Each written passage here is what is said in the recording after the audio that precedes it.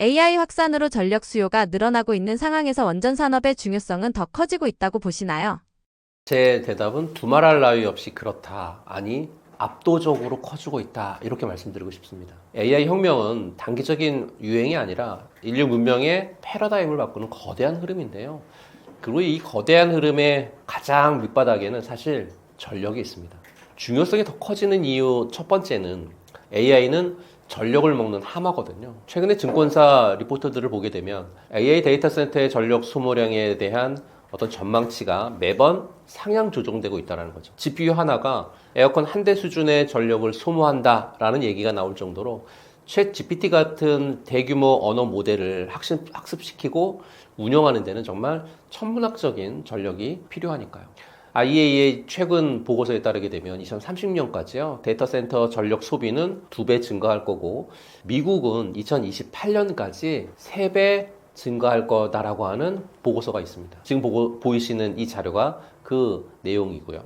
2024년과 2025년을 거치면서 AI 기술이 폭발적으로 발전했죠. 이미 미국의 주요 전력 회사들이 데이터 센터 증설로 인한 전력 부족 사태를 우려하면서요, 신규 전력 공급에 대한 어떤 확보에 비상이 걸렸다라고 하는 뉴스는 여러분들이 심심치 않게 들어보셨을 겁니다. 향후 몇 년 안에 전력 소비량이 지금의 몇 배가 될 거라고 하는 전망은 이제 보편적인 관측인 것 같습니다. 중요성이 더 커지는 이유 두 번째는 이 막대한 AI 전력 수요를 감당할 유일한 해답은 원전이기 때문에 그렇거든요. AI 데이터 센터가 24시간 365일 안정적으로 그리고 끊임없이 전력을 공급받아야 되는데 단 1초의 정전도 막대한 손실로 이어질 수 있기 때문이거든요.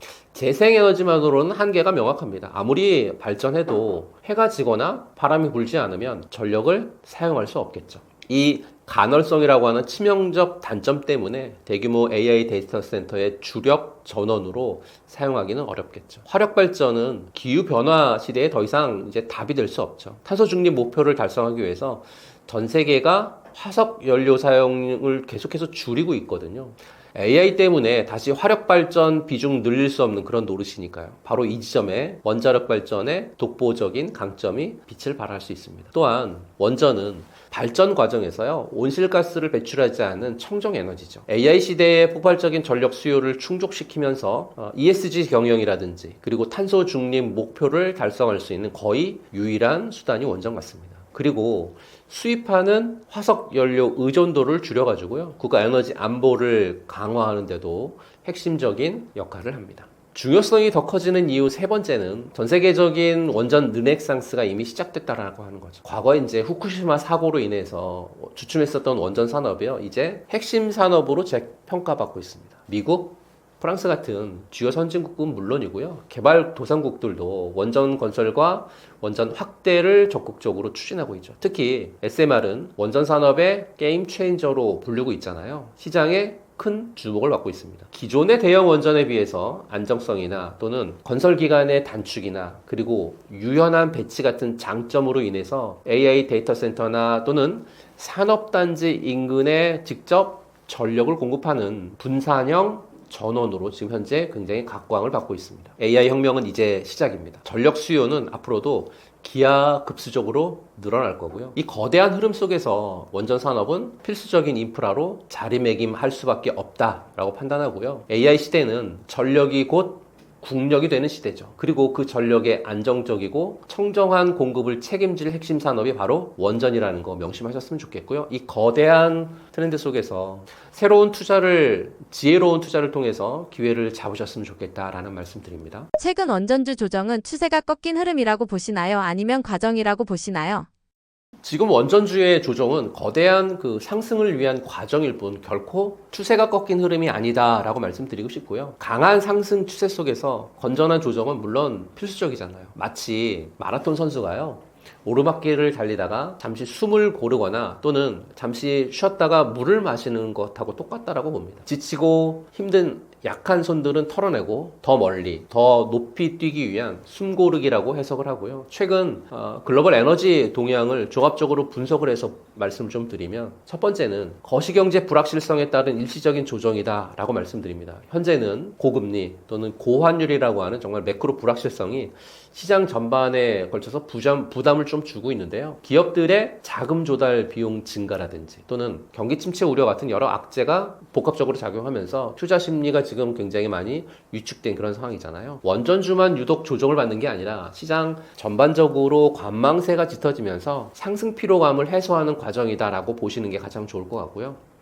에너지 관련 기업들의 여러 실적 전망 보고서들을 본다라고 해도 단기적인 원자재 가격의 변동이나 또는 매크로 이슈에 따른 수익성 둔화 우려가 있지만 장기적인 전력 수요 성장세는 변함없이 긍정적으로 보고 있다라고 하는 게 첫 번째입니다. 두 번째는 단기적인 차익 실현 매물이 출회가 된 걸로 보고 있는데요. 이 원전주들이 AI발 전력 수요 급증 기대감 그리고 정부의 원전 확대 정책에 힘입어서 꽤 큰 폭의 상승을 보여왔잖아요. 이렇게 단기간에 이제 주가가 많이 오르다 보니까 일부 투자자분들은 이 시점에서 수익을 확정하려고 하는 움직임을 보일 수 있겠죠. 이거는 뭐 자연스러운 시장 순리잖아요. 다만 단기적인 차익 실현 매물이 추세 전환을 의미하는 것은 절대 아닙니다. 오히려 조정 후에 더 탄탄한 기반을 다지고 올라설 가능성이 높다라는 시그널로 해석할 필요가 있을 것 같고요. 세 번째는 원전 산업의 펀더멘털은 여전히 강력하다라고 말씀드립니다. 배가 산으로 가면 안 되잖아요. 중요한 건 기업의 본질적인 가치하고 산업의 성장 동력이잖아요. 우선 AI 전력 수요를 보게 되면 AI 데이터 센터의 전력 수요는 이제 시작인 것 같습니다. 이 막대한 수요를 안정적으로 그리고 친환경적으로 감당할 수 있는 유일한 대안은 원전밖에 없죠. 글로벌 에너지 기관들의 이 보고서들은 향후 10년 이상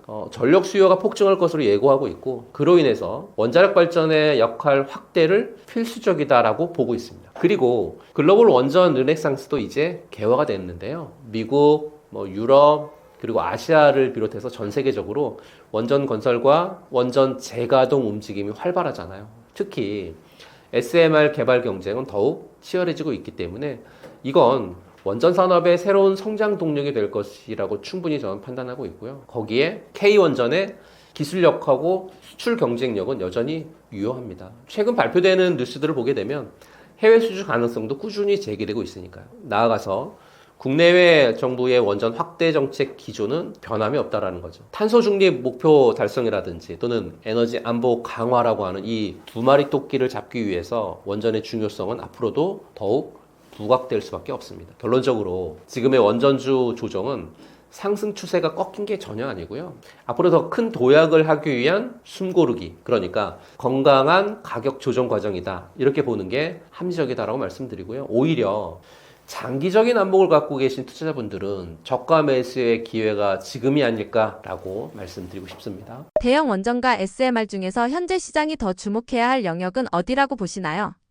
지금 당장의 실적은 대형 원전이지만 미래의 꿈과 확장성은 SMR이 주고 있다라고 말씀드립니다. 하지만 2026년을 바라보고 있는 지금 당장의 주가 탄력은 SMR, 내 계좌의 안정성은 대형 원전입니다. 왜 그런지 이유를 좀 설명해 드리면요. 첫째, 대형 원전인데 이 대형 원전은 여전히 여러분들이나 저나 투자자 입장에서는 든든한 현재이자 수출 효자죠. 최근 뉴스를 보게 되면 전 세계적으로 에너지 안보라든지 탄소 중립 목표 달성을 위해서 원전의 역할이 다시금 강조가 되고 있고요. 또 러시아 우크라이나 사태 이후에 유럽을 필두로 해서 각국이 신규 원전 건설을 재개하거나 수명을 연장 결정하고 있거든요. 특히 대한민국의 한국형 원전 같은 경우에 안정성이라든지 경제성 면에서는 세계 최고 수준으로 현재 인정을 받고 있습니다.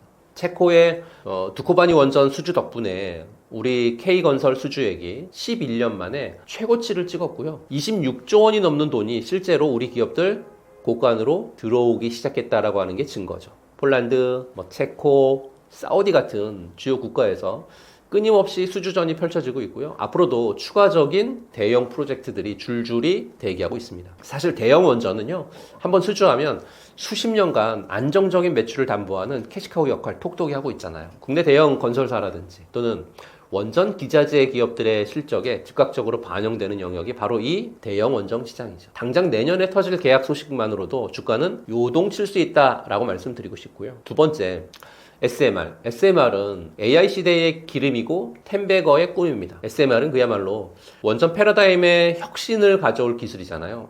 시장이 왜 SMR에 주목하느냐? 바로 AI 데이터 센터 때문이죠.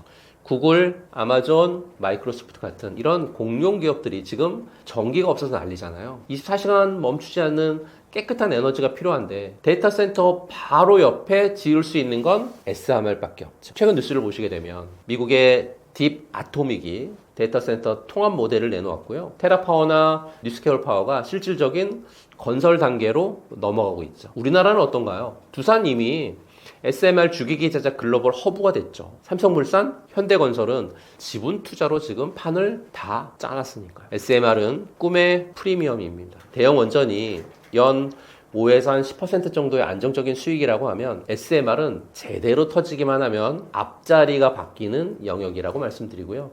2026년 이제는 기대감을 넘어서 실질적인 수주 공시가 나오는 그런 구간에 진입했고 단기적으로는 대형 원전의 수주 모멘텀을 주시하되 중장기적으로는 SMR의 기술력과 사업 확장성을 겸비한 이런 기업에 분산 투자하는 투트랙 전략 주목하실 필요가 있다라고 말씀드립니다. 현재 시장은 대형 원전 관련 뉴스가 나올 때마다 즉각적으로 반응하죠. 기존 원전 관련 부품이나 또는 기자재 그리고 설계라든지 건설 역량을 갖고 있는 기업들은 여전히 강력한 투자 매력을 지니고 있다라고 말씀드리고요. 동시에 SMR은 지금 당장의 매출보다는 기술 개발의 어떤 진척도라든지 또는 인허가가 굉장히 중요하거든요. 이 인허가 진행 상황이라든지 또는 글로벌 파트너십 구축 여부를 면밀히 살피실 필요가 있고요. 이 작은 원전이 상용화되는 순간 시장의 판도 완전히 바뀔 겁니다. 결론적으로 원전은 단순한 에너지를 넘어서 국가 안보 또는 산업에 대한 경쟁력 그리고 미래 기술의 핵심이라고 볼 수 있고요. 대형 원전이 만들어내는 어떤 든든한 현금 흐름과 SMR이 열어갈 무한한 성장 가능성을 동시에 보실 필요가 있고요. 둘 중 하나를 선택하는 것이 아니라 이 두 마리 토끼를 모두 잡을 수 있는 해안을 여러분들이 가져오셨으면 좋겠다. 이런 말씀 드립니다. 두산에너빌리티가 K원전 산업에서 차지하는 역할은 다른 기업들과 어떻게 다르다고 보시나요?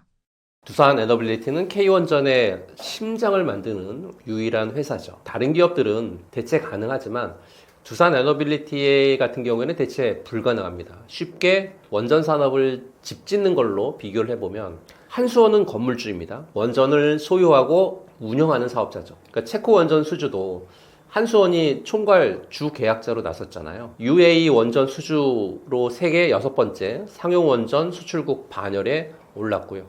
한전기술은 설계사입니다. 원전의 종합 설계하고 원자로 계통의 설계를 담당을 하고 있고 1987년에 한빛 3호기나 4호기 종합 설계로 국내 최초 원전 종합 설계 주 계약자의 어떤 시대를 열었으니까요. 두산 에너빌리티는 원자로하고 증기 발생기라고 하는 원전의 핵심 장비를 만드는 유일무이한 제조사죠. 최근에 체코 원전에서 5조 6천억 원 규모의 계약 체결했잖아요. 그 중에 원자로하고 증기 발생기 같은 주기기 공급이 4조 9천억. 그러니까 5조 6천억에서 원자로하고 증기 발생기가 차지하는 비중이 굉장히 크다라는 거죠. 4조 9천억 원이니까요. 터빈하고 발전기는 고작해야 7천억 원 정도인데 중요한 포인트는 원자로는 핵분열이 일어나는 핵심 장비거든요. 두산 에너빌리티는 국내에 유일하게 이걸 만들 수 있는 기업이라는 거죠.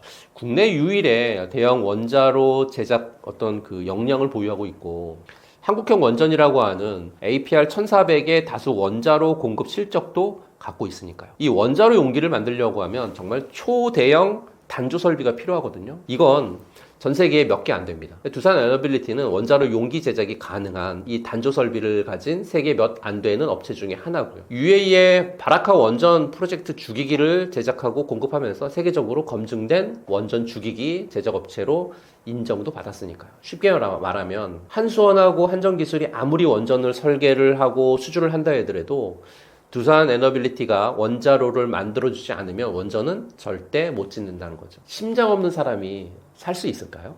최근 두산 에너빌리티의 4분기에만 6조 원 이상의 수주 따냈거든요. 체코 원전 5조 6천억, 미국 SMR 개발사 엑스에너지하고의 어떤 계약, 또 미국 빅테크하고의 가스터빈 3개 공급 계약까지. 그리고 더 중요한 건 2026년부터 2031년까지 총 8천억 원을 투자해가지고요. 대한민국 창원에 SMR 전용 공장 구축한다라고 발표했거든요. 이를 통해서 연간 한 20개 정도의 SMR 제작 시설을 갖출 계획이죠. 왜 이렇게 공격적으로 투자하냐고요? AI 데이터 센터 확대에 필요한 전력 공급이 화두로 떠오르고 있기 때문에 SMR 수요가 빠르게 늘 수밖에 없다라고 하는 판단 때문에 이렇게 늘리고 있는 것 같습니다. 여기서 투자자들이 놓치면 안 되는 포인트가 있는데요. 두산 에너빌리티가 2019년 지멘스나 제너럴 일렉트릭 또는 미쓰비시 또 안살도에 이어서 세계 5번째로요. 발전용 터빈 가스 국산화에 성공했다라는 거죠. 그리고 최근 이 가스 터빈이 해외 첫 수출까지 성공했는데요. 왜 가스터빈이 중요하냐면 이 빅테크 업체들이 AI 데이터 센터용 전력 수요가 급증하면서 원전이라든지 SMR 붐이 일어나고 있거든요. 근데 이런 발전원들의 상용화나 또 연결까지는 사실 굉장히 좀 오랜 기간이 필요하건데 그 오랜 기간 동안에 중간에 이제 중간다리 차원에서 LNG 복합 발전이 채택이 되고 있어요. 2025년에 가스터빈 수요는 80기가와트 수준으로 전망이 되고 있고요. 지멘스라든지 미쓰비시 같은 기존 가스터빈 사업자들의 생산 능력은 주문을 지금 현재 따라가지 못하고 있는 그런 실정이라고 하니까요. 두산 에너빌리티는 K원전의 핵심 밸류체인에서 가장 대체 불가능한 그런 위치에 있고요. 한수원이랑 한전 기술도 굉장히 중요합니다. 근데 실제로 돈을 버는 건 제조를 하는 두산 에너빌리티입니다. 원전 관련주 가운데 구조적으로 가장 안정적인 포지션을 가진 기업 유형은 무엇이라고 보시나요? 원전 관련주 중에서 핵심 설비나 기자재를 독점적으로 제조하거나 공급하는 기업, 그리고 원전 설계하고 엔지니어링의 어떤 핵심 기술을 보유한 기업, 마지막으로 지속적인 또는 유지 보수 서비스를 제공하는 기업, 이런 유형이 구조적으로 가장 안정적인 포지션을 갖고 있거든요. 쉽게 말해서 없어서는 안 될 존재가 가장 안정적이라고 하는 거죠. 대체 불가능한 기술을 보유한 어떤 특수 기자재 기업, 작지만 강한 히든 챔피언들이죠. 원전은 엄청난 열과 압력을 견뎌야 하거든요. 여기에 들어가는 특수 밸브라든지 계측기, 그리고 밀봉 기술을 갖고 있는 그런 기업들을 보실 필요가 있을 것 같고요. 최근 증권사 보고서를 보게 되면 미국의 AI 데이터 센터용 SMR 시장이 열리면서 이 특수 부품 부족 현상이 굉장히 심각하다고 합니다. 그러니까 아무 업체나 못 만드는 거잖아요. 미국의 그 기계학회 인증 같은 까다로운 자격을 갖춘 소수 기업만이 현재 이 시장을 나눠 먹고 있고, 기업으로 말씀드리면 우진이라든지 또는 BHI 같은 종목들이 여기에서 지금 주목을 받고 있습니다. 설계가 바뀌고 원전 크기가 줄어들어도 결국 핵심 부품은 들어가야 되기 때문이죠. 다음은 운영과 정비를 맡은 그런 기업들인 것 같아요. 집을 지으면 돈을 한 번에 크게 벌 수 있습니다. 하지만 그 집에 60년 동안 살면서 고장난 거 고치고 청소하고 관리해주는 비용을 생각해 보시면 그게 원전에서는 O&M 영역인데요. 가장 구조적으로 안정적인 포지션 1위는 바로 한전 KPS 같은 정비 전문 기업이죠. 최근 기사를 보게 되면 체코나 폴란드, 이제는 UAE까지 우리가 지은 원전이 전 세계에서 늘어나고 있는데요. 원전은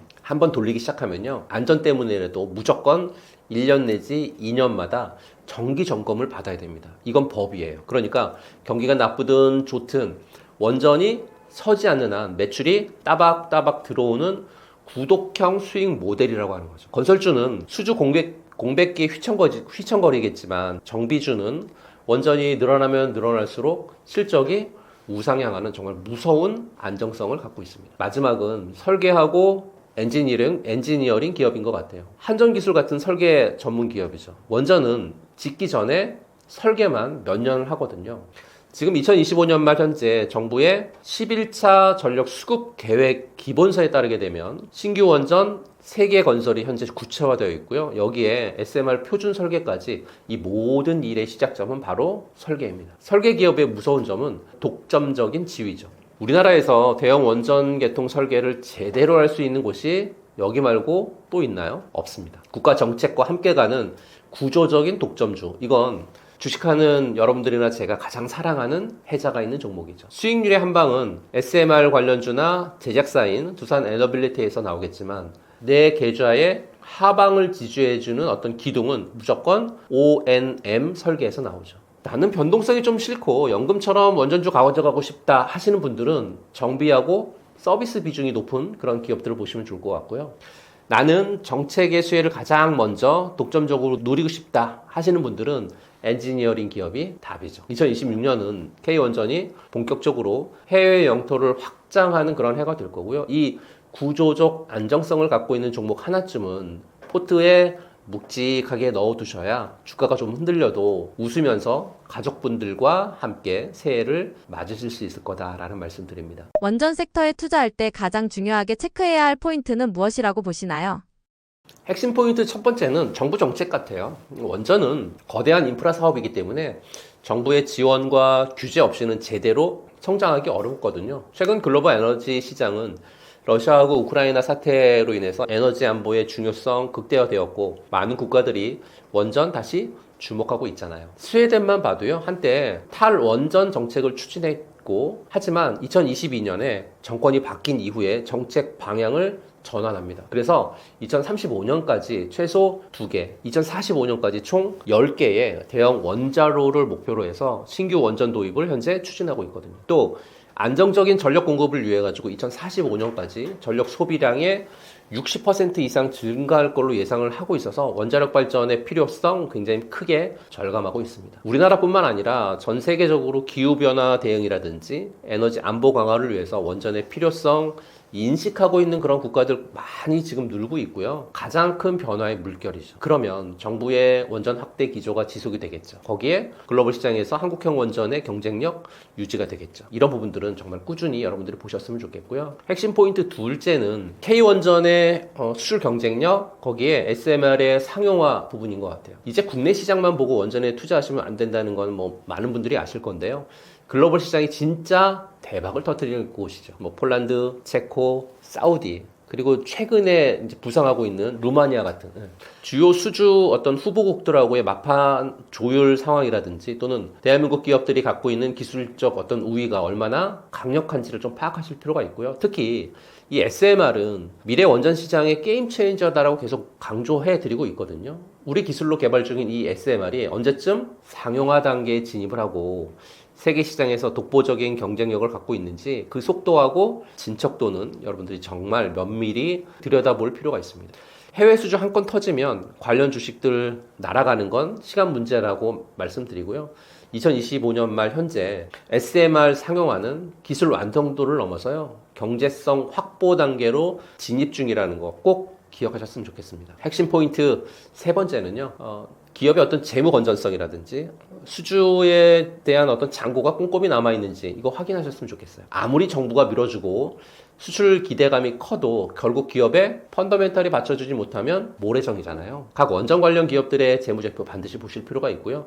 안정적인 매출이라든지 이익 구조를 갖고 있는지 또는 부채 비율은 적당한지 그리고 무엇보다 수주 잔고가 충분히 쌓여 있는지 굉장히 중요하고요. 특히 오랜 기간 원전 산업이 침체기였잖아요. 현재 확보된 일감이 향후에 몇 년간 안정적인 성장을 담보할 수 있는지에 대한 부분들도 판단하셨으면 좋겠습니다. 물론 신규 수주 기대감도 좋지만 이미 확정된 캐시카우가 있는지 반드시 확인할 필요가 있고요. 이렇게 되면 단기적인 이슈에 흔들리지 않겠죠. 왜냐하면 기업들이 체력을 보여줬으니까요.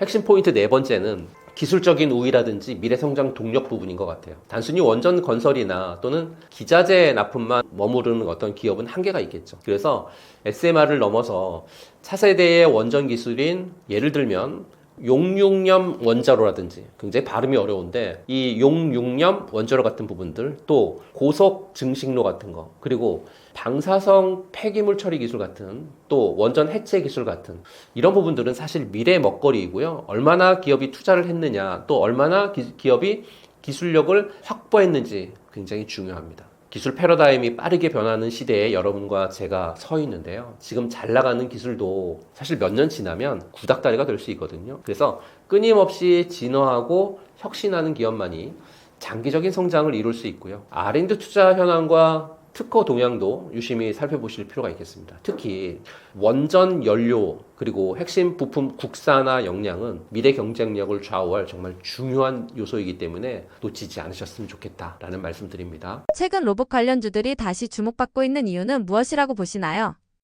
첫째 이유는 인공지능하고의 완벽한 융합, 그러니까 지능형 로봇 시대의 개막인데요. 지난 몇 년간 폭발적으로 발전한 어떤 생성형 AI 기술, 이 AI가 로봇의 뇌를 완전히 업그레이드 했습니다. 단순히 정해진 동작만 반복하는 로봇이 아니라 이제 보고, 듣고, 그리고 스스로 판단하고, 스스로 학습하고, 심지어 사람하고 대화까지 하면서 복잡한 임무를 수행하는 지능형 로봇의 시대가 열렸고요. 최근 증권사 보고서를 보게 되면 과거 로봇 붐이 자동화에 초점이 맞춰졌다라고 하면 지금은 자율화하고 지능화가 핵심 키워드입니다. AI가 로봇의 눈과 귀 그리고 두뇌가 되면서 적용 분야가 무한대로 확장되고 있죠. 이건 게임 체인저 중에 게임 체인저입니다. 둘째 이유는 휴머노이드 로봇과 서비스 로봇의 실제 적용 부분 같아요. 그러니까 과거 SF 영화에서 보던 이 휴머노이드 로봇이 이제 현실이 되고 있습니다. 테슬라의 옵티머스, 피겨 AI 같은 휴머노이드 로봇들이 단순 시연을 넘어서요, 실제 공장이나 물류 현장에 투입되고 있으니까요. 그리고 물류나 배송, 그리고 서빙, 그리고 의료 보조, 청소, 우리 일상생활 곳곳에 침투하고 있고요. 서비스 로봇 시장이 폭발적으로 성장하고 있습니다. 고령화로 인한 만성적인 어떤 인력난이라든지 생산성 향상에 대한 압박이라든지 로봇 도입을 가속화하는 가장 강력한 동력이 되고 있으니까요. 로봇은 비싸다라고 하는 인식도 서비스 로봇 확산으로 초기 투자 비용이 굉장히 줄어들었거든요. 그래서 빠르게 바뀌고 있습니다. 더 이상 공장만의 이야기가 아닌 거죠. 세 번째 이유는 각국 정부의 강력한 정책, 거기에 글로벌 기업들의 투자 확대 부분인 것 같아요. 이 로봇 산업은 이제 단순한 기술 산업을 넘어서요, 국가 경쟁력을 좌우하는 핵심 산업으로 자리매김했으니까요. 우리 정부는 물론 미국, 유럽, 일본, 중국 같은 이 주요국 정부들도 자국 로봇 산업 육성을 위해서 천문학적인 예산, 또 정책 지원 아끼지 않고 있으니까 거기에 스마트 팩토리, 디지털 전환 같은 이런 키워드 아래에서 로봇 도입 장려하고 있으니까 거기에 그것뿐만 아니라 아마존이나 구글, 마이크로소프트, 엔비디아 같은 글로벌 빅테크 기업들이 로봇 인수라든지 합병이라든지 대규모 투자 계속하고 있고, 이들이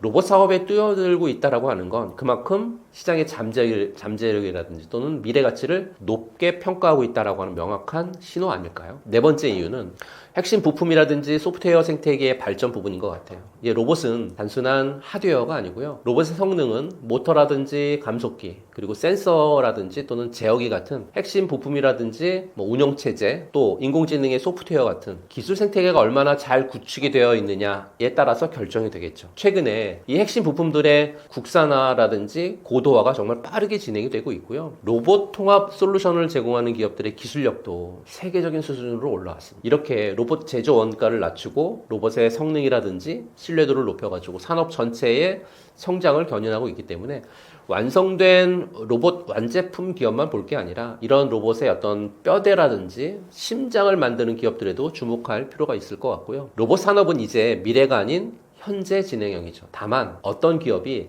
진짜 기술력을 갖고 있고 어떤 시장을 선도해 나갈 것인지, 진짜하고 가짜를 가리는 선별 작업은 여전히 중요하다고 말씀드리고요. 남들 말만 듣고 투자하지 마시고 남들의 기준을 가지고 직접 분석해 보시기 바라겠습니다. 분명히 큰 기회를 잡을 수 있을 거다라는 말씀드립니다.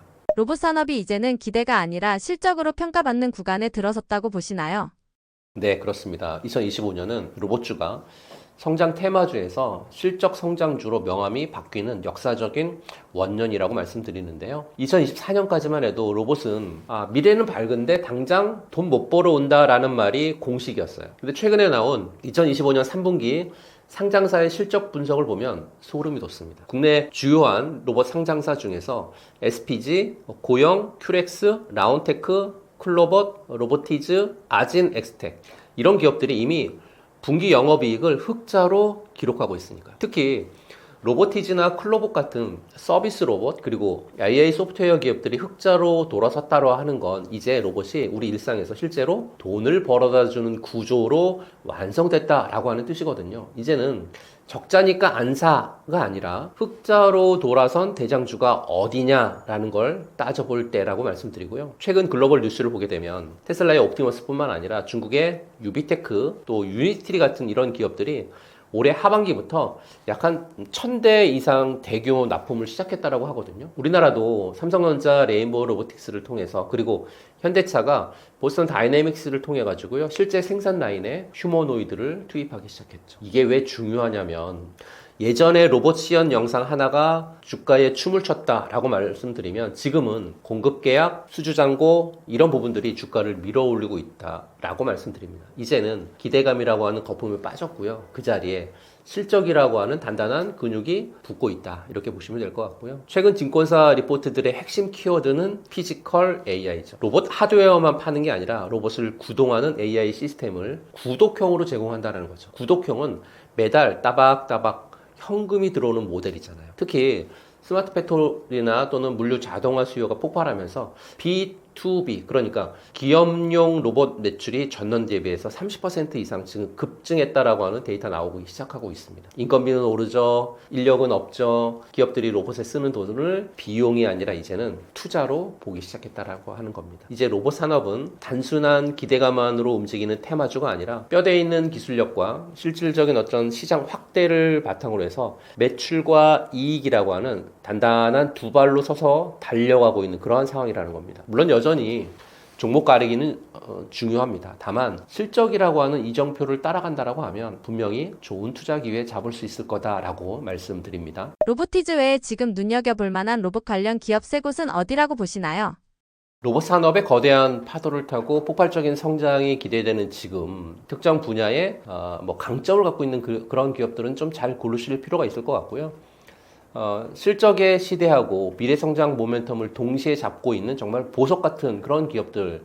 첫 번째는 로봇과 그리고 핵심 부품에 대한 기술력을 갖고 있는 레인보우 로보틱스인 것 같아요. 이 레인보우 로보틱스는 단순하게 로봇 완제품 기업을 뛰어넘어서요. 핵심 부품이라든지 또는 소프트웨어 생태계의 발전을 상징하는 그런 기업이고요. 특히 로봇의 관절 역할을 하고 있는 정밀 액추에이터라든지 감속기 같은 핵심 부품에 대한 기술력을 자체적으로 보유하고 있죠. 또 그로 인해서 로봇 원가 경쟁력이라든지 품질에 대한 우위를 동시에 확보하고 있습니다. 여기에 더해 휴머노이드 로봇 분야에서 국내 독보적인 기술력을 자랑하고 있죠.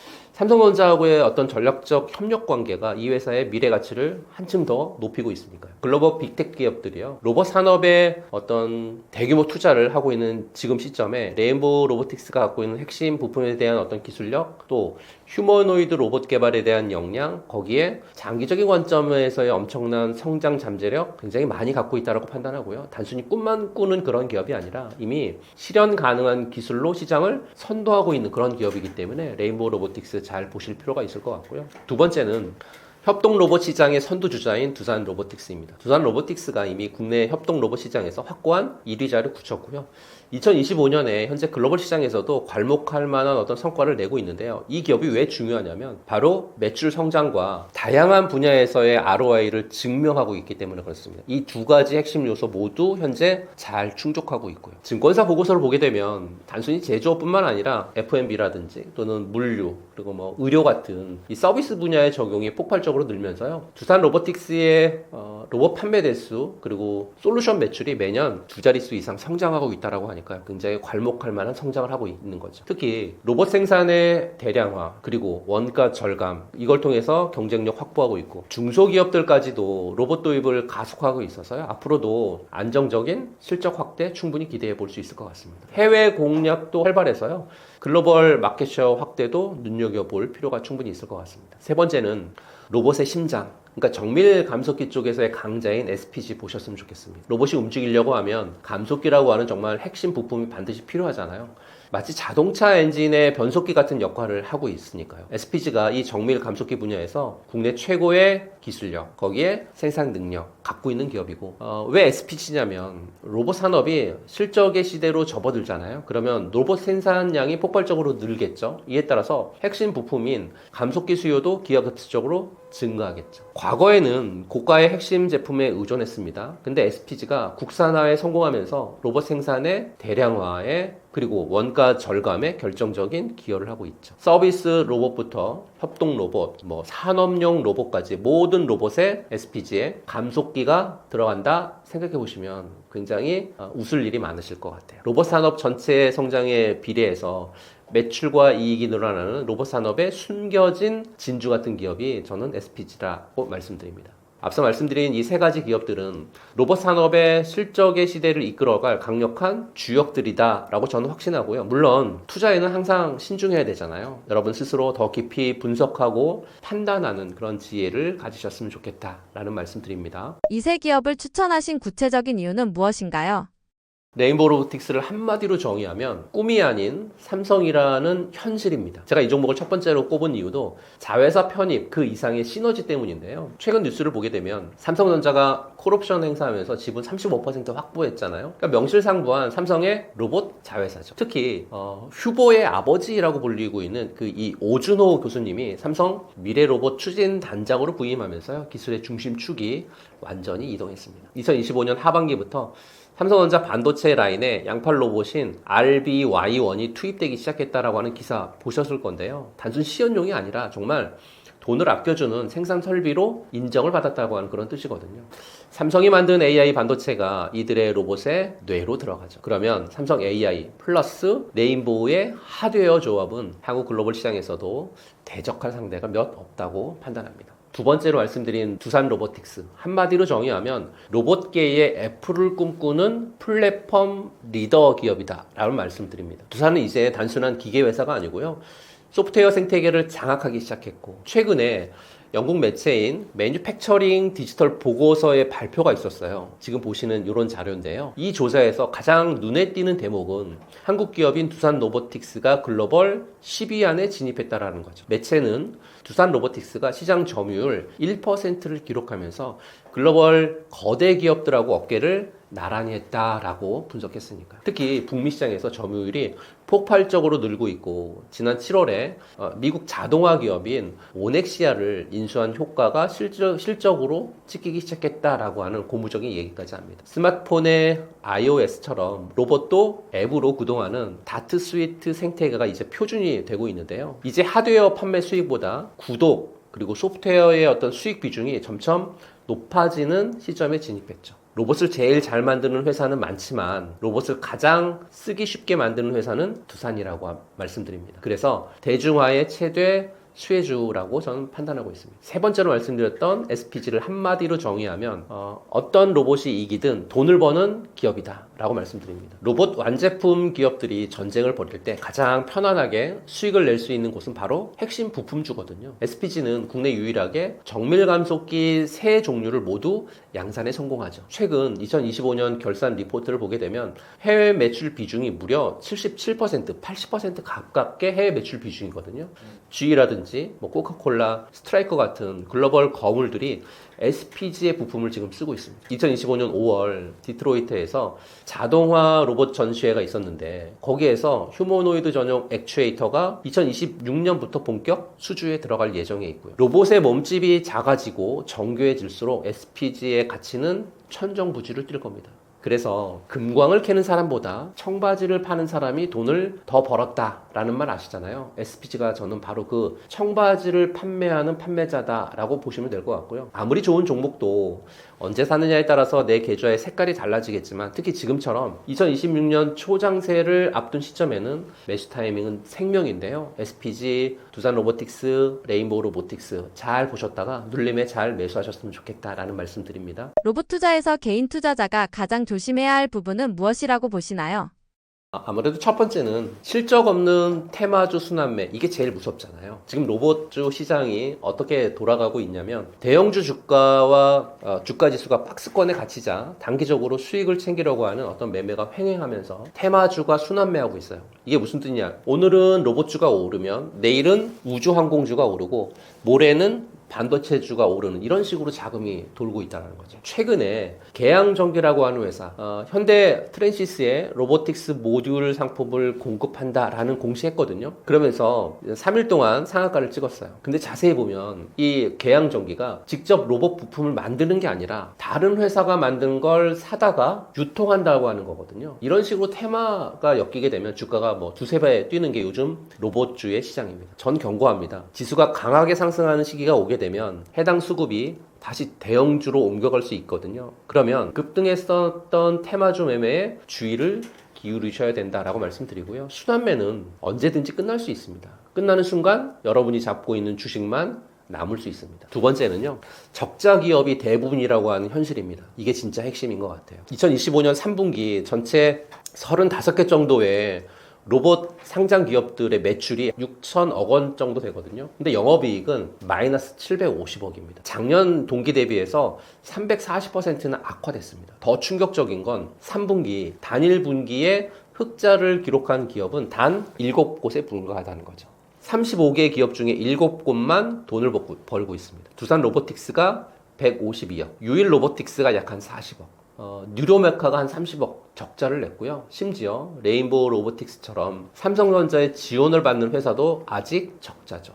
이유는 높은 R&D 투자 부담이라든지 또는 원재료라든지 부품 가격 상승, 그리고 고금리하고 환율 영향으로 인해 가지고요, 금융 비용이 증가했기 때문입니다. 거기에 설비 투자도 지연되고 있으니까요. 그리고 인력을 확충하거나 설비 투자의 어떤 선투자 등이 동시에 부담으로 작용하고 있기 때문에 그렇거든요. 지금 로봇 기업들은 사실 미래를 위해서 돈을 왕창 쏟아붓고 있는 그런 단계에 맞습니다. 근데 가시적인 실적이 나오려면요, 적어도 2026년 이후로 가야 되는 게 업계 공통된 시각이다라고 말씀드립니다. 셋째는 중국발 가성비 로봇의 공습인 것 같아요. 최근에 뉴스를 보게 되면 테슬라 옵티머스만 대단해 보이지만 사실 시장 밑바닥에서는요, 중국산 저가형 협동 로봇, 물류 로봇 무서운 속도로 점유율을 먹어치우면서 올라오고 있습니다.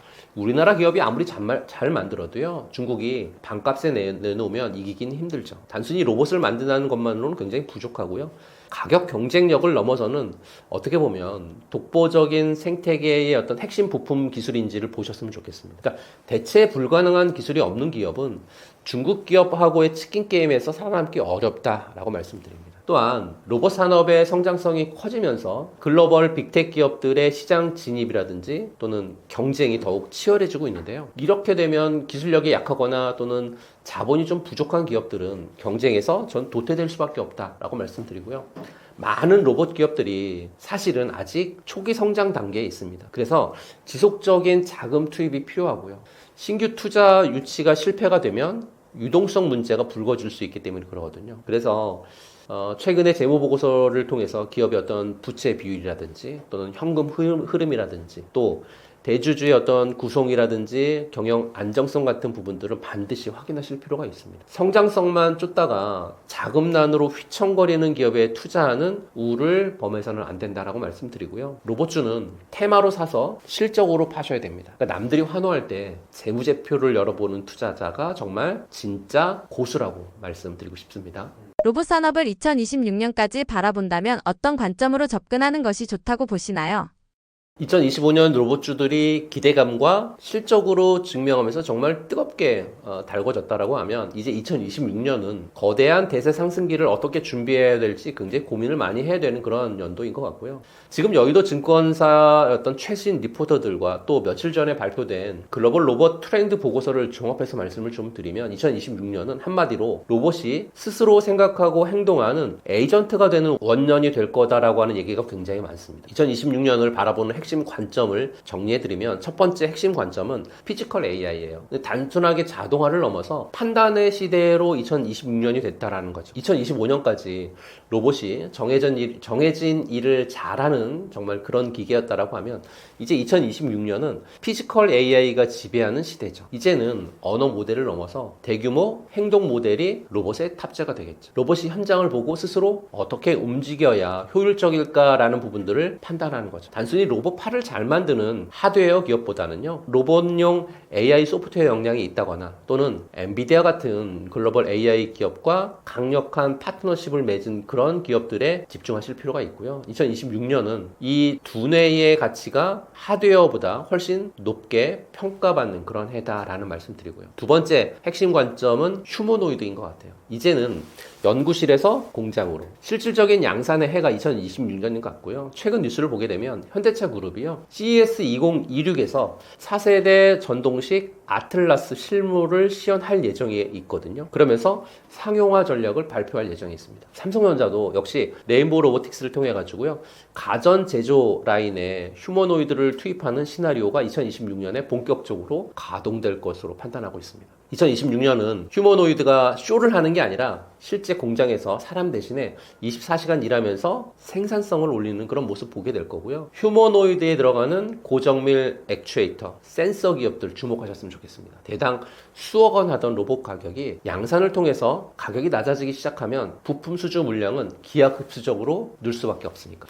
세 번째 핵심 관점은 비즈니스 모델의 혁명인 서비스 로봇의 시대가 펼쳐질 것 같아요. 2026년에 로봇을 한 대에 몇 억씩 주고 사는 게 아니라 정수기처럼 구독하는 시대가 된다라는 거죠. 이걸 바로 서비스형 로봇이라고 얘기하거든요. 인건비가 가파르게 오르고 있는 상황에서 중소기업이라든지 소상공인들이 로봇을 빌려 쓰기 시작한다라고 하면 시장의 침투율 저는 폭발할 거다라고 보고 있습니다. 이미 물류센터라든지 식당에서 이 모델이 안착이 됐고요. 2026년에는 건설이라든지 농업 또는 국방 분야까지 확산될 걸로 판단하고 있습니다. 그래서 일회성 판매 매출보다는 매달 들어오는 구독 매출 비중이 높은 기업을 찾으셨으면 좋겠고요. 이런 기업들은 경기가 안 좋아도요, 실적이 꺾이지 않는 안전한 어떤 성장주가 될 거다라고 말씀드립니다.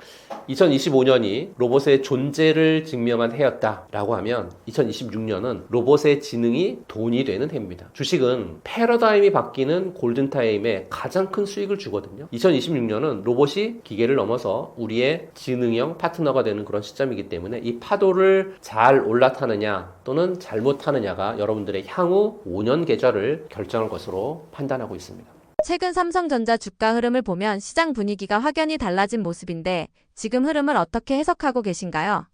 최근 삼성전자 주가 보면서 드디어 올 것이 왔다 뭐 이렇게 얘기를 하는 그런 흐름이 좀 전개되고 있거든요. 그러면서 이제 가슴 설레신 분들 굉장히 많은데요. 오늘 녹화하는 날이 공교롭게도 12월 26일인데요. 오늘 삼성전자가 사상 최고치를 찍는 그날이었습니다. 의미가 굉장히 남다른데 그동안 삼성이 예전만 못하다 또는 HBM에 밀렸다 이런 비관론이 시장을 짓눌렀지만 지금 시장의 공기는 완전히 달라진 것 같습니다. 왜 지금이 삼성전자의 역사적인 터닝 포인트인지 몇 가지 좀 짚어드릴 건데요. 터닝 포인트 첫 번째는 메모리 슈퍼사이클의 재진입 이게 이제 확정된 부분인 것 같은데요. 2024년 말부터 시작이 된 D램이나 낸드 플래시의 가격 상승세가 올해 2025년 들어서면서 예상치를 좀 뛰어넘었죠. 그리고 AI 서버용 고용량 메모리 수요도 폭발했고요. 그러면서 재고가 소진이 됐고, 그리고 전통 IT 기기 수요 회복이 이제 맞물리면서 평균 판매 단가의 강세가 펼쳐지고 있었죠. 이는 그동안의 반도체 암흑기가 완전히 끝났다라고 하는 확실한 신호라고 해석할 수 있고요. 물량하고 가격이 동시에 오르는 이 골드크로스 구간에 진입하면서 삼성전자의 실적이 근간이 튼튼해지고 있다. 이렇게 보시면 좋을 것 같습니다. 터닝포인트 두 번째는 온디바이스 AI 쪽에서의 선점인 것 같아요. 삼성의 HBM4 리더십이 시장 예상보다 훨씬 빠르게 확보해졌고 주요 AI 칩 고객사들의 러브콜이 쏟아지고 있는데요. 특히 지난 12월 21일 기사를 보면 엔비디아가 요구한 10GB를 넘어서 11GB 이상의 속도를 구현해내면서 최고 평가를 받았다고 하는 그런 소식까지 나왔으니까요. 특히 이제 일시 D램 코어라든지 4나노 파운드리 로직 다이의 환상적인 결합이 빛을 발했다라고 해석할 수 있는데요.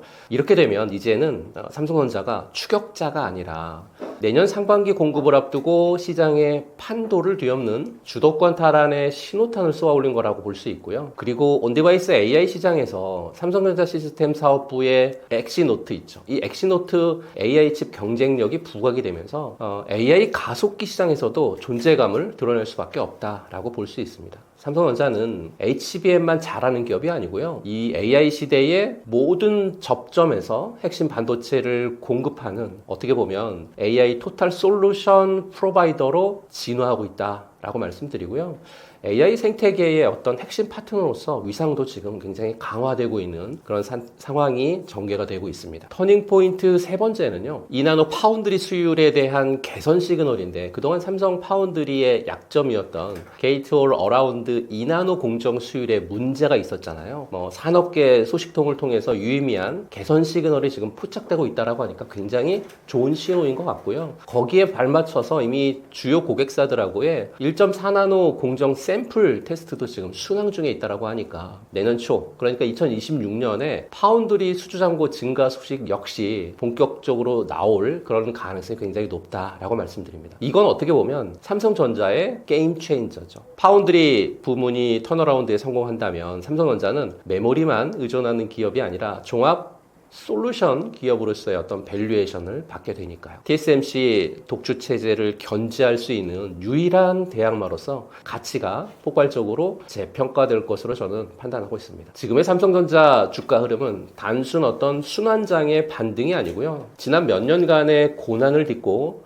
미래 기술 패권을 주기 위한 삼성의 전략적 투자가 마침내 결실을 맺기 시작한 그런 결과가 아닐까라고 말씀드리고요. 최근 국내외 주요 증권사들이 삼성전자 주가를 좀 목표 주가를 줄줄이 상향하고 있거든요. 삼성전자의 목표 주가를 줄줄이 상향하고 있거든요. 이건 어떻게 보면 만년 저평가라고 하는 그 꼬리표를 떼고 밸류에이션 재평가가 활발히 이루어지고 있다라고 하는 증거 같고요. 삼성전자는 단순히 HBM 테마주가 아니죠. AI 시대의 가장 강력한 기술 인프라 기업이자 대한민국을 대표하는 기술주로서의 어떤 가치 재평가를 받는 분명한 시기가 지금 도래하고 있다라고 말씀드리면서 지금의 흐름은 삼성전자의 주가의 흐름이 아직까지도 저평가되어 있는 그런 구간인 것 같다라고 말씀드리고요. 그걸 증권사 리포트뿐만 아니라 오늘 녹화하는 12월 26일 삼성전자가 사상 최고치를 찍고 있는 이런 좋은 환경이 앞으로도 계속되지 않을까라고 말씀드리고 싶습니다. 삼성전자와 엔비디아 협력 이슈가 현재 주가에 어느 정도 영향을 주고 있다고 보시나요? 삼성 HBM이 엔비디아에 들어가냐 마냐, 젠슨 황 CEO가 삼성 부스에 왔다느니 뭐 안 왔다느니 초기 이슈들은 이미 역사의 뒤안길로 사라진 지 좀 오래가 됐고요. 당시에 그런 뉴스 하나하나가 주가가 출렁이는 그런 이슈였고, 지금은 시장의 눈높이가 한참 높아졌죠. 초기의 기대감은 이미 주가에 다 반영이 됐고요. 이제는 협력과 질과 양분인 것 같아요. 거기에 실제 성과가 주가를 움직인다라고 말씀드리는데요. 왜 이렇게 말씀드리는지 이유를 설명을 좀 드려볼게요. 첫 번째 이유는 역전의 발판을 마련한 HBM4의 공급 가시화 부분인 것 같아요. 삼성전자가 내년 상반기부터 엔비디아 6세대인 HBM4를 본격 공급할 가능성 매우 커졌고, 특히 삼성이 리스크를 감수하고 D램 설계를 완전히 재설계하면서 경쟁사하고의 기술 격차를 1년 가까이 확 줄였다라고 하는 평가가 지배적이거든요. 시장 점유율도 올해 16% 정도 수준에서 내년에 가면 2배가량 늘어나는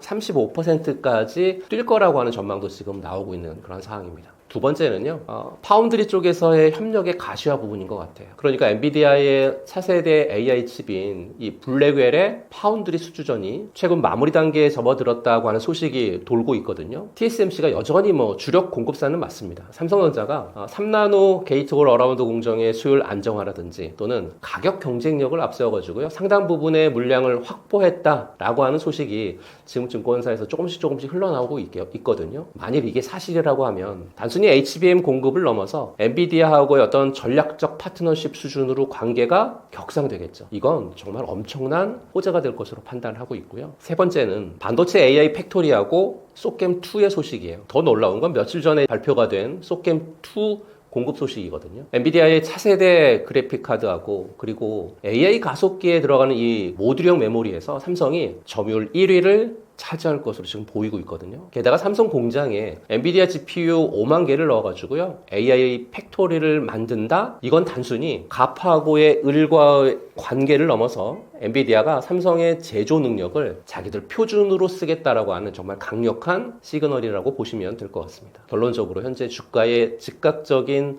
미치는 재료는 아닌데요. 이미 시장은 삼성 엔비디아하고의 어떤 협력이 기정사실화된 상태로 인식을 하고 있어서 단발성 뉴스에 주가가 폭등했던 시기는 좀 지났다라고 말씀드립니다. 그러면 정말 주가에 실질적으로 영향을 미치려고 한다라고 하면 몇 가지를 체크하실 필요가 있는데, 실질적인 영향을 미치려고 하는 첫 번째는 실적 확인인 것 같아요. 가장 큰 핵심 동력이죠. 지금은 협력의 볼륨, 그러니까 HBM 납품량에 대한 어떤 확대라든지 또 HBM4에서의 기술 우위를 확보하는 부분들, 그리고 파운드리 수주 같은 구체적인 실적이라든지 시장 점유율이 상승이 돼야 그래야 주가에 긍정적인 영향을 미칠 것으로 판단하고 있고요. 두 번째, 주가에 실질적으로 영향을 미치려면 엔비디아하고의 성장과 동반 상승인 것 같아요. 엔비디아가 여전히 AI 반도체 시장을 지배하고 있거든요. 엔비디아 실적이 고공행진하는 한 삼성전자 같은 핵심 서플라이어의 주가도 일정 부분 동반 상승할 수밖에 없는 그런 구조거든요. 하지만 엔비디아의 공급망 다변화 정책 때문에 얼마나 많은 파일을 삼성전자가 가져가느냐가 사실은 관건인 것 같습니다. 세 번째는요, 경쟁이 심화되면서 변동성이 좀 확대될 부분들을 체크하셔야 될 것 같아요. 그러니까 SK하이닉스하고는 HBM 쪽에서의 주도 경쟁, 그리고 TSMC하고 인텔 파운드리하고의 경쟁 계속될 거잖아요. 이 과정에서 나오는 뉴스 하나하나가 삼성전자의 주가에 단기적인 변동성을 줄 수 있으니까 정신 바짝 차리셨으면 좋겠습니다. 주식은 기대감으로 오르지만 결국 실적으로 완성되잖아요. 삼성전자하고 엔비디아하고의 어떤 협력은 이제 더 이상 호재성 이슈가 아니라 얼마나 잘 해내느냐 따라서 주가에 영향을 미치는 본질적인 가치라고 좀 말씀드리고요. 기업의 펀더멘탈, 그리고 기술력, 그리고 시장 점유율 변화에 꾸준히 주목할 때라고 말씀드리고 싶습니다. HBM을 중심으로 한 메모리 경쟁에서 삼성전자의 위치는 지금 어디까지 와 있다고 보시나요? 우선은 HBM3는 수율 안정화와 공급 확대로 지각 변동을 좀 일으켰죠. 삼성전자가 2024년 중반부터 HBM3E 12단 제품을 엔비디아를 비롯한 주요 고객사에 성공적으로 이제 공급하기 시작했는데요. 물론 초기에는 수율 문제로 말이 굉장히 많았죠. 근데 2024년 작년 하반기부터 빠르게 안정화되면서 올해 2025년 들어서는 대규모 양산 체제를 구축했다라고 하는 최신 보고서들이 쏟아지고 있죠. 특히 그 엔비디아 쪽 공급 물량이 예상치를 상회하면서요. 시장 점유율을 빠르게 회복하고 있다라고 하는 그런 분석은 지배적인 상황이죠.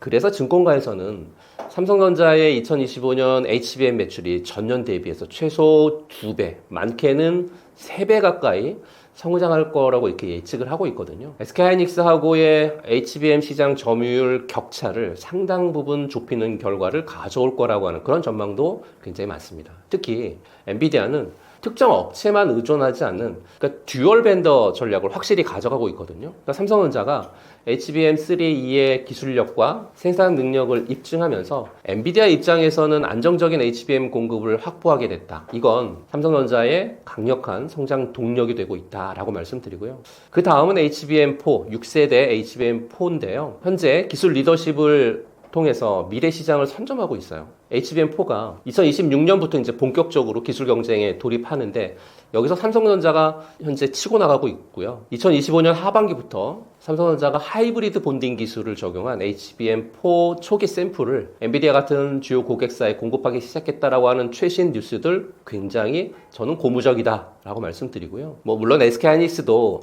HBM4 개발에 박차를 가하고 있지만 삼성전자가 하이브리드 본딩을 먼저 도입하면서 기술 리더십을 확보하려고 하는 그런 움직임 보이고 있고, 이 기술이 HBM의 대량 양산에 만약에 성공적으로 적용이 된다고 하면요, 삼성전자가 HBM 시장에서 기술 초격차를 다시 한번 만들어낼 수 있는 강력한 무기가 된다, 이렇게 말씀드립니다. HBM4부터 GPU에 맞춰서 커스터마되는 경향이 굉장히 강해질 건데요. 삼성전자는 파운드리하고 패키징 기술까지 함께 갖고 있기 때문에요. 고객 맞춤형 솔루션 제공에서는 정말 강점을 그대로 가져갈 수 있다, 이렇게 판단하고 있습니다. 마지막으로 이제 독보적인 경쟁력을 보이고 있는 메모리, 파운드리, 패키징의 어떤 시너지 부분도 체크하실 필요가 있는데요. 사실 삼성전자의 가장 큰 강점은요, HBM, GPU, 그리고 첨단 패키징, 한 회사에서 이 모든 것을 제공할 수 있는 원스톱 턴키 솔루션 능력이에요. 엔비디아하고 같은 고객사 입장에서는 사실 공급망 관리가 훨씬 효율적이고 또 기술 개발 시너지도 굉장히 크다고 말씀드릴 수 있거든요. 엔비디아의 차세대 AI 칩, 블랙웰, 파운드리 수주 얘기도 있었는데요. 만약 삼성전자가 엔비디아의 파운드리 물량까지 대규모로 가져온다라고 하면 HBM 공급과 시너지를 내면서 AI 칩의 핵심 파트너로 위상이 더욱 공고해질 수 있다라고 말씀드리고요. 최근까지 SK하이닉스가 HBM 시장을 주도했지만 삼성전자의 HBM3E의 공급을 확대하고 수율을 안정화하면서요, SK하이닉스를 맹추격하고 있는 그런 와중이고, 동시에 HBM4에서는 하이브리드 본딩이라고 하는 차세대 기술을 선제적으로 도입했으니까요. 미래의 HBM 시장의 주도권을 잡기 위한 정말 강력한 도전이자 또는 선도 경쟁자로 완전히 위치를 바꿔놓고 있는 상황이 지금 현재 삼성전자가 아닐까 이렇게 말씀드립니다. 물론 SK하이닉스도 만만치 않은 경쟁자고 시장은 언제나 빠르게 변하고 있거든요. 하지만 삼성전자가 그동안 쌓아온 반도체 쪽에서의 역량 또 과감한 기술적인 투자 그리고 위기 돌파 능력이라고 하면 충분히 다시 HBM 선두 자리를 되찾을 수 있다라고 저는 확신하고요. 삼성전자 HBM의 현재 위치는 이제 다시 시작이라고 하는 점을 명심하셨으면 좋겠고요. 앞으로 나올 HBM4 양산 소식이라든지 또는 고객사의 확대 소식에 귀 기울여야 될 때라고 말씀드리고 싶습니다. 저는 매달 10일, 20일, 30일마다 경제 원탑이라고 하는 채널에서 무료 강의를 하고 있습니다. 주식 관련되어 있는 강의를 하고 있는데요. 시장 상황에 맞게끔 지금 시장 상황은 어떤지에 대한 부분들을 설명 좀 해드리고요. 그 시장 상황에서에 맞게끔 종목을 한 4종목 정도, 5종목 정도가 시장의 주인공이 될 종목을 전략적으로 말씀을 좀 드리고 차트까지 설명드리고 있거든요. 거기에 섹터 하나를 또 정해서요. 어떤 날은 로봇 섹터, 또 어떤 날은 바이오, 어떤 날은 조선, 반도체 같은 섹터를 정한 다음에 그 섹터가 어떻게 움직일 건지, 지금 필요한 건 어떤 건지에 대한 부분들을 설명해드리고 퍼스트 클래스 종목을 한 5종목을 이렇게 콕 집어드립니다. 그리고 그 5종목이 선정된 퍼스트 클래스 종목 안에서 10배거가 될 수 있을 만한 종목 하나를 콕 집어서 말씀드리고요. 그리고 나서 코인, 비트코인, 이더리움, 리플 같은 이런 코인들에 대한 접근 방법이라든지 관점 같은 이런 부분들을 매달 10일, 20일, 30일마다 여러분들에게 무료로 서비스 해드리고 있으니까요. 경제 원탑 들어오셔서 같이 저와 많은 돈 버셨으면 좋겠다라는 말씀 드립니다.